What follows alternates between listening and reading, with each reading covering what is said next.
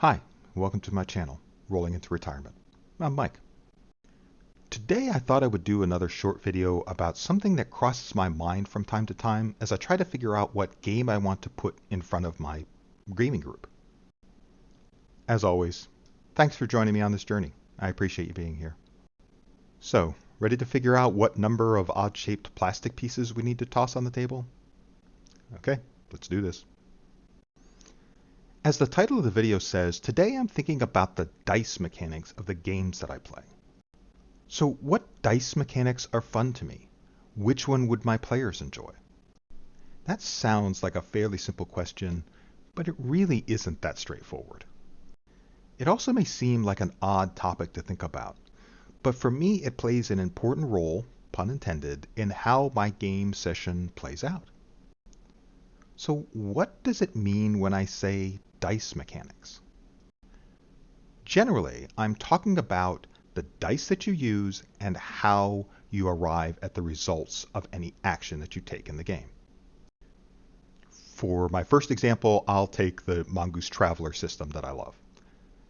I know that the entire game system revolves around the use of six-sided dice, also called a d6. There is a target for you to roll against based on the difficulty and some modifiers like your skill level or other situations. The idea of the roll is to roll higher than or roll over the target number to succeed. That sounds pretty simple and direct, right? Okay, so now let's hop over to Dungeons & Dragons by Wizards of the Coast, or WotC. Here, we find that the dice mechanic for the game primarily revolves around a 20-sided die, or a d20, and it has a similar roll-over mechanic to determine success.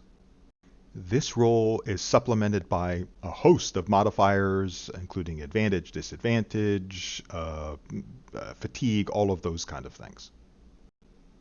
There are other dice, mostly used for damage. Those include a d6 or a six-sided dice, a d8, a d10, a d12, and a d20, and in some cases percentile. I almost forgot the d4 again. I do that all the time. Again, this is fairly straightforward to anyone that has played an RPG before and anyone that's played D&D before. Now let's take a look at the fantastic Dungeon Crawl Classics system by Goodman Games. This game uses the same base D20 system, but doesn't use modifiers, advantage, disadvantage, or anything like that, at least not directly. Instead, the game uses a unique stepped dice approach, meaning that you could be rolling the equivalent of one of the following dice: a d3, a d4, a d5, a d6, a d7, a d8, a d10, a d12, a d14, a d16, a d20, a d24, a d30, or percentile dice. The die that you use depends on where you started or what original die you were going to use, and whether something is helping or obstructing what you are trying to do in the game. It's a really fascinating system that I would love to talk about later, but as you can see, the complexity of it ramps up quite a bit from the previous game, even if it does not use the direct number modifiers. So finally, let's take the example of the cool, if very tough to run cleanly, Edge of the Empire system by Fantasy Flight Games. This system uses what is called narrative die, and they're used in a pool of dice rather than just a single die or a few specific dice. The number of dice used is determined by your skill, what is occurring in the situation that is helping you, and also what is occurring in the situation that is hurting your chances of succeeding. So to start with, there's the fairly standard percentile die, usually rolled using 2 d10s. However, there are several other dice that you would use to create your die pool, and that's where things get interesting.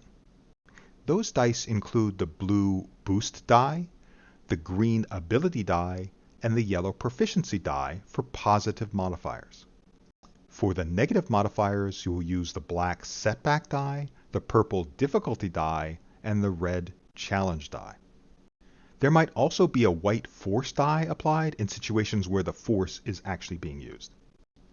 The interesting part about this is, with the exception of the d10s, none of these dice have numbers on them.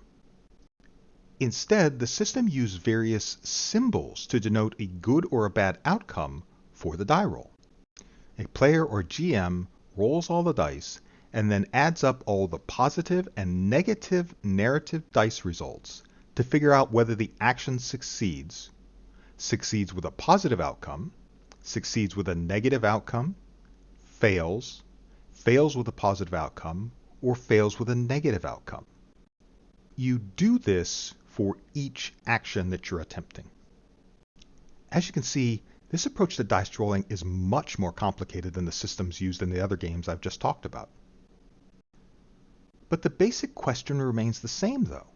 Is one system better than the other? In my mind, I think the question you should be asking yourself is this the right one for me and my group? So is it more important for you to be able to roll and determine the outcome quickly so you can keep the game moving? Or is it more important to you to have the dice tell you something that might spark your imagination? What's more fun to you? What do your players like or dislike about the various systems that they've played in the past? All of those questions resolve around the fairly simple question of what game you want to play. For me, I don't think I have a personal specific favorite dice mechanic. I love each one of the systems I've described above for different reasons. The problem you have, though, is that your players may not love the same system that you do. As an example, one of my player groups for Edge of the Empire absolutely hated the narrative dice pool mechanic. We spent a lot more time than necessary talking about what the dice results actually meant. For them, it slowed down the game to a crawl and really derailed the fun that they were having with the game. But for me, it was a godsend. I could actually take the results of the dice and figure out whether something interesting happened with that dice roll other than just saying you hit, you missed, or whatever. That is such a great, interesting detail to this system that I absolutely loved. It helped me use my imagination in a more effective manner. It's one of the reasons I really love the system, even though it was very difficult to run. One of my other player groups loves the Mongoose Traveler dice mechanic, since what they want to have are short, high-intensity combat situations or the resolution of an action quickly so that they can move on with the next part of the adventure. The problem for me is that stresses my brain as I'm trying to come up with improvisational things for them to deal with. I like to describe the hits or misses rather than just saying you hit, you missed, because those don't really give you any sense of importance to those die rolls. I try to say something about the die roll if I can, or if I remember, so that it makes it more interesting. So for me anyway, it's very important to understand the gaming group and make sure that you get their buy-in of the system you're trying to run before putting it in front of them. You can do that prior to even planning the game as part of your pitch for the next game to play. You can also talk about it in your session 0. I'll probably talk about game pitches at another time as well. So, do you think about game mechanics in the same way? Or does it not really matter to you what one you're playing? I'd love to hear what you think. As always, thanks for listening. I appreciate your attention. I hope you have a great rest of your day and week. Take care.